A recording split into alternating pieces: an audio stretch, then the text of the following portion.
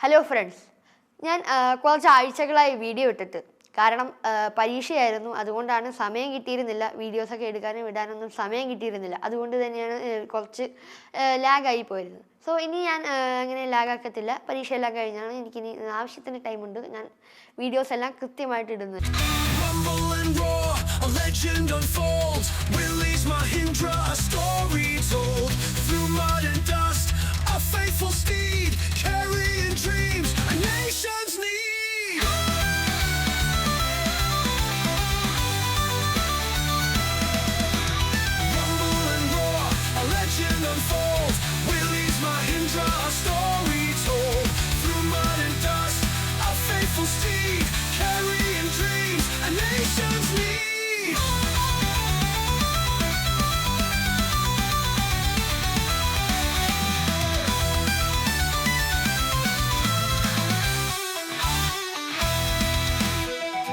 നമുക്കറിയാം, മഹീന്ദ്ര എന്ന് പറയുന്നത് ഒരു ഇന്ത്യൻ ബ്രാൻഡാണ്.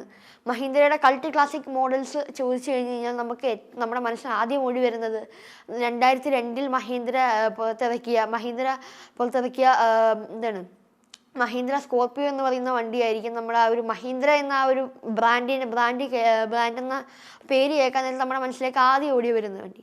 അതിനു മുമ്പും, അതായത് 2002 മുമ്പ് മഹീന്ദ്ര കുറേ അധികം വാഹനങ്ങൾ പ്രൊഡ്യൂസ് ചെയ്തിരുന്നു. അതിനകത്ത് ഏറ്റവും കൂടുതൽ ഇപ്പോഴും അതിൻ്റെ ഒരു ഫാൻ ബേസ് നിലനിൽക്കുന്ന ഒരു വണ്ടിയാണ് മഹീന്ദ്രയുടെ മേജർ എന്ന് പറയുന്നത്. വേൾഡ് വാർ 2 സമയത്താണ് നമ്മുടെ യുഎസ് ആർമി ട്രക്സ് ഉണ്ട്. നമ്മുടെ ഇന്ത്യൻ ആർമിക്കും ആർമി ട്രക്സ് ഉണ്ട്. ഈ ആർമിക്കാർക്കെല്ലാം ഒരു ആർമി ട്രക്സ് ഉണ്ട്. അപ്പോൾ ആ ഒരു വേൾഡ് വാർ 2 സമയത്ത് ഇവരുടെ US ആർമിയുടെ ആർമി ട്രക്സ് കയറിപ്പോകാൻ പറ്റാത്ത സ്ഥലങ്ങളിൽ അവർക്കൊരു ചെറിയ വണ്ടി ആവശ്യമായിരുന്നു. അതായത് 4 പേർക്ക് ഇരിക്കാൻ പറ്റിയതും നല്ല ഓഫ് റോഡിങ് കേപ്പബിലിറ്റീസ് ഉള്ള ഒരു വാഹനം US ആർമിക്ക് ആവശ്യമായിരുന്നു. സോ US ആർമിക്ക് ഇങ്ങനത്തെ ഒരു വാഹനം നിർമ്മിക്കണം, അല്ലെങ്കിൽ ഇതിൻ്റെ ഒരു ഡിസൈന് വേണ്ടിയിട്ട് US തന്നെ ഒരു ബാൻഡം കമ്പനി എന്ന് പറഞ്ഞൊരു കമ്പനിയായിട്ട് കമ്പനിയുടെ അടുത്ത് അവർ പറഞ്ഞു. ആ ഒരു കമ്പനി ഒരു 4 ഡിസൈൻസ് കാണിച്ചു. ആ ഒരു ഡിസൈൻസിൽ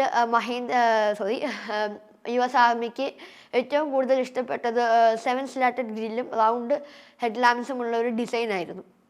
സോ അത് വെച്ചിട്ട് അവരുടെ അടുത്ത്, ബാൻഡം കമ്പനിയുടെ അടുത്ത് US ആർമി പറയുകയാണ്, നിങ്ങൾക്ക് അതുപോലത്തെ കുറേ വാഹനങ്ങൾ പ്രൊഡ്യൂസ് ചെയ്യാൻ കഴിയുമോ എന്ന് ചോദിക്കുകയാണ്. എന്നാൽ ബാൻഡം കമ്പനി അവിടുത്തെ ഒരു വലിയ കമ്പനി അല്ലാത്തത് കൊണ്ട്, അല്ലെങ്കിൽ അവരുടെ സാമ്പത്തിക നില അധികം ഇല്ലാത്തത് കൊണ്ട് തന്നെ ആയിരിക്കാം ബാൻഡം കമ്പനി ആ ഒരു ഓഫർ നിരസിക്കുകയാണ്. അതുകൊണ്ട് അന്നേരമാണ് വില്ലീസ് ഓവർലാൻഡ് മോട്ടോഴ്സ് എന്ന് പറയുന്ന ഒരു കമ്പനി ഈ ഒരു ആശയം മുന്നിലോട്ട് വെച്ച് വരുന്നത്. അപ്പോൾ വില്ലീസ് ആ ഒരു വാഹനം പ്രൊഡ്യൂസ് ചെയ്യാൻ താല്പര്യപ്പെടുകയും അവർ US ആർമിക്ക് വേണ്ടി ആ ഒരു വാഹനങ്ങൾ പ്രൊഡ്യൂസ് ചെയ്യുകയും ചെയ്തിരുന്നു. അതാണ് വില്ലീസ് എന്ന് പറയുന്ന നമ്മുടെ മനസ്സിലേക്ക് ആദ്യം വന്ന് വിൻറ്റേജ് കാർസ് എന്ന് പറയുമ്പോഴേക്കും നമ്മുടെ മനസ്സിലേക്ക് ഓടി വരുന്ന ഒരു വില്ലീസ് എന്ന് പറയുന്ന ആ ഒരു ഒരു ഗ്രീൻ കളർ ജീപ്പായിരിക്കും. സോ വില്ലീസ് എന്ന് പറയുമ്പോൾ നമ്മുടെ മനസ്സിലേക്ക് ആദ്യം ഒരു വികാരമാണ് വില്ലീസ് എന്ന് പറയുന്നത്.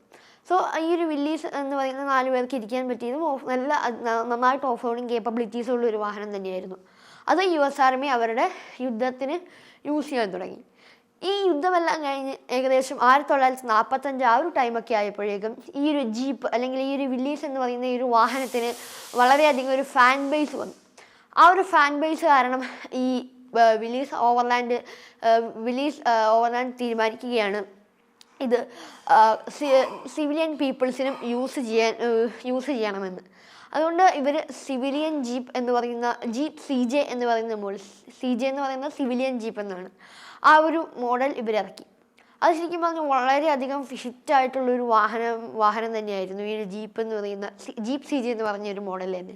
അതിന് മുമ്പും Willys squad, Willys MA, Willys MB അങ്ങനെ പറയുന്ന ഒരുപാടധികം വേരിയൻസ് ഉണ്ടായിരുന്നു. എന്നാലും CJ എന്ന് പറയുന്ന ഈ ഒറ്റ വേരിയൻറ്റ് നമ്മുടെ സിവിലിയൻ പീപ്പിൾസിന് മുന്നിൽ തുറന്നു കൊടുക്കപ്പെടുകയാണ്. നന്നായിട്ട് ഹിറ്റായൊരു വാഹനം തന്നെയായിരുന്നു ആ ഒരു CJ എന്ന് പറയുന്നത്. പിന്നീട് അങ്ങനെ കാലങ്ങൾ കടന്നു പോവുകയാണ്. പിന്നീട് 1947, അതായത് ഇന്ത്യക്ക് സ്വാതന്ത്ര്യം കിട്ടിയ ആ ഒരു വർഷത്തിൽ നമ്മുടെ മഹീന്ദ്ര ഈ ഒരു വില്ലീസ് ഓവർലാൻഡിനെ സമീപിക്കുകയാണ്. ഇവർ ഈ ഒരു വില്ലീസിൻ്റെ ലൈസൻസ്, അതായത് ഡിസൈൻ ലൈസൻസ് വാങ്ങുകയാണ്. വില്ലീസ് ഓവർലാൻഡിൽ നിന്ന് മഹീന്ദ്ര ഇവരുടെ ഡിസൈൻ ലൈസൻസ് മേടിക്കുകയാണ്.